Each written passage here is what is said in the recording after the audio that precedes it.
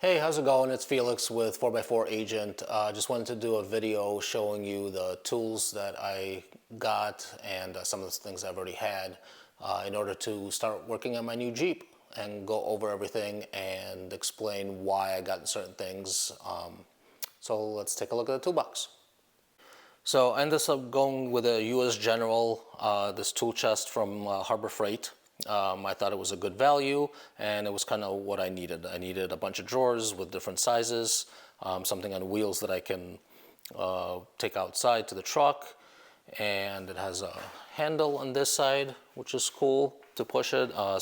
Two of the wheels lock, so it doesn't roll away, and I like how it kind of gave me a little work surface to do anything on. So this is just a little mat that it comes with. Got my Milwaukee chargers that came with, so these two came with tools. This one I bought separately just so I can charge all the batteries at the same time. So I think that's useful. So we'll start at the top and go down. So this is kind of my miscellaneous drawer. I bought a trim kit. Came with a whole bunch of these little plastic tools. Came with the thing to pop those plastic pins. What else do I have in here? Just got a pair of gloves, old tape measure, flashlight, got some Leatherman stuff that I had from before. Got the Milwaukee Fastback. Sharpie, scalpel in case I need to cut something with precision. Just a little tray that I can take out to the Jeep and throw bolts in there or whatever so stuff doesn't roll away. And right now I'm just keeping random stuff in there. I got this luggage weight thing that helps me calibrate my torque wrenches so I don't have to take them in anywhere. That's basically it for this drawer. This is the plier and screwdriver drawer. So I went with Knipex. Got an assortment of their different pliers. Got these Milwaukee wire cutters. You know, just your standard set of pliers. I looked at a bunch of reviews on YouTube. This is for the C-clips. Got two different ones because there are two different kinds of C-clips that could possibly come across. I forget what are these called. I think these are called Gator, maybe. I can, if anybody wants, I can put links in the description or in the comments. Just ask if you have any questions. You know, your standard pliers, your needle nose. So another adjustable one. So I like these because they're flat here, so you can really get into something. Went with a ratchet, where a screwdriver with a quick disconnect. Crescent with cutters. This is a Malco, US made. So these are no longer being released. This is kind of like the last batch. So if you want one, I get one now. So it's called Eagle Grip. Really cool, good quality. And another Knipex tool that'll kind of let me, it's an adjustable wrench that'll kind of let me get it and hold stuff. Just a couple old screwdrivers, some picks that came with a plastic trim tool set, couple little pry bars again for those little plastic tabs. This also came as part of the trim tool set, and then some Allen or hex keys, one metric, one SAE. Let's go to the next one. I got the Milwaukee set of wrenches, metric and SAE. So they go from 1 all the way down to 1/4 inch, and then all the way from 8 up to 12. So yeah, these are full sets, no skip.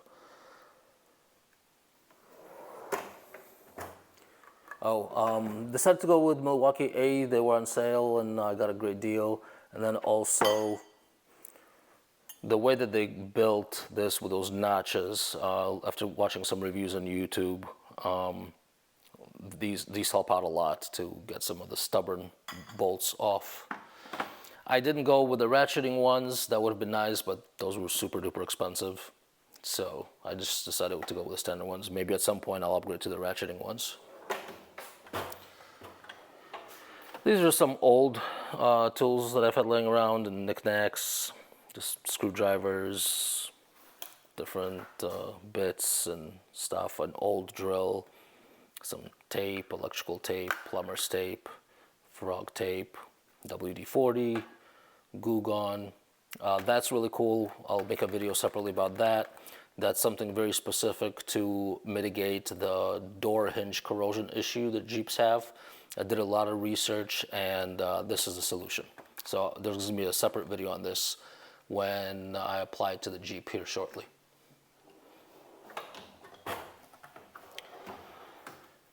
Just drill bits, different bit sets, some zip ties, Dremel attachments, some heat shrink tubing, just random nuts, bolts, and screws, some more nuts, and then this came with, I believe this came with a trim tool set as well, so just a bunch of different plastic clips in case I break one. Oh, for the Dremel or any rotary tool, really, I think this is really cool. It's something new from Dremel. Where is it? I must still be on the rotary tool. Yep. So this is Dremel's new system. It's called EZ something. Let me see. It's called EZ Lock. So what's cool about this is you don't have to attach it with a little screw on top like always. You just pull this down and this snaps right in. So what you see is, they have these special cutouts, and the way you do it, I'm going to try to do it here with one hand, you push this down like that, so it sits in there. Yeah, this is much better to do with two hands. Like that, and then it turns, there we go, and locks in.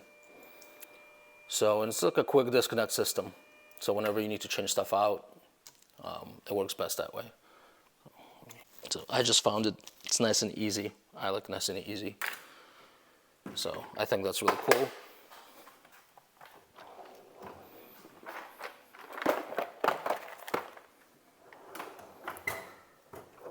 So here's a socket drawer.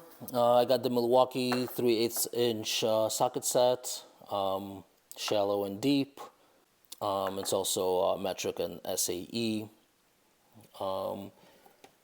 Got a, what is this, Tecton wrench that adjusts. It'll, again, in 3/8. I decided to go with 3/8 for now. I got some adapters that'll help me convert stuff, but I figured I'd start with 3/8 and then move on to 1/2 inch or 1/4 inch as I come across it and I need it more and more. Got a Tecton hex bit set. This one goes from T10 to T60. So with Jeeps, there's a lot of hex bit stuff. So got that. Got an impact set. Also Tecton. One metric, one SAE, shallow and deep. Got the 22 for the wheels. I like this because it doesn't scratch up the rims. What else? Got some extensions. Got a, I think this is 10 or 12 inch. I believe this is a 6 inch.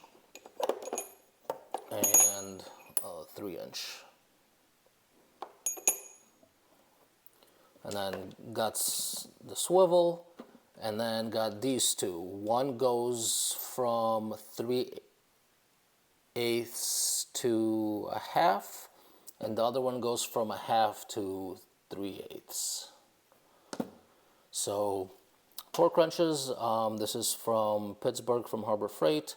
Got the 3/8 one, which is rated, let's see if you can see that. So it's rated from 10 pounds to 80 pounds, so kind of for the smaller stuff. And then got the big one, that's rated from 10 pounds to 150. So this will do the tires. Tires require 130. Yes, it won't do some of the heavier stuff, but I don't have immediate plans for working on the heavier stuff. Like I said, I'm pretty new to all this car stuff, so I need to learn as I go, and then I'll get what I need at that point. But I'm not going to be doing any transmission or engine work or anything heavy duty like that. Not yet, at least. So I don't need the ones that go up to like 250 foot-pounds or anything like that. Got my power tools. So you already saw the rotary tool, Milwaukee. It's the M12. Got a flex extension in case I need to get into some areas. Decided to go with the M12 system. The fuels, this has a 2.5 high output battery, and it's got the long neck, so it'll help me get into different places.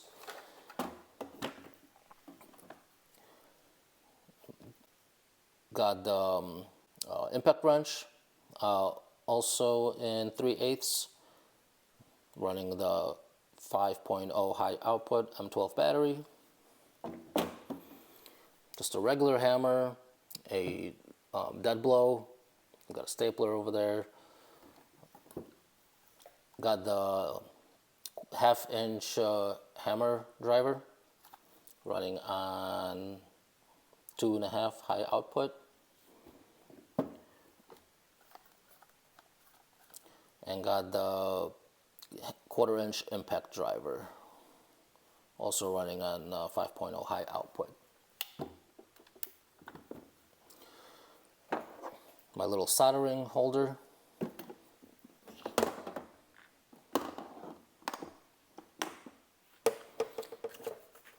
So I found this on Amazon, looked at some reviews and decided to give it a try. So this is made by Irota. I'm not sure if I'm pronouncing that right, but it's a cool little thing. What it is it runs on butane.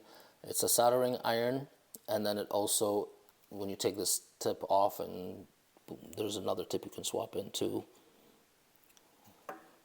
Yeah, it's that tip right there. It's a heat gun as well. It runs in butane. So I'm curious to try that out, see how well it works, but apparently it works pretty well. So if it does not, then I'll just go get the Milwaukee soldering iron and heat gun. But hoping that it works, because I like it how it's a 2-in-1 and it's pretty compact.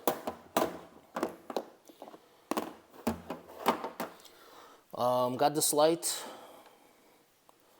This is the, what is it called? Rover, I believe. This is the Milwaukee Rover light. So it's cool because it's magnetized here. You can hang it. I have it running right now on a 4.0 battery. It's got 2 power outputs, high and low. And then this swivels in any angle you need. And then, like I said, you can just magnetize it over here. And what's cool is it can also act as a backup power supply because it's got this USB connector here. You can charge a phone off of or whatever you need. I can't get that off right now with one finger. So, but yeah, there's a USB charger here. Oh, sorry, there it is. So you can charge stuff in case your power goes out or something. So just thought it was a cool 2-in-1. Actually, this wasn't very expensive. I think normally they're like $70 or $80, and right now I think they're on sale for like $50. So got that.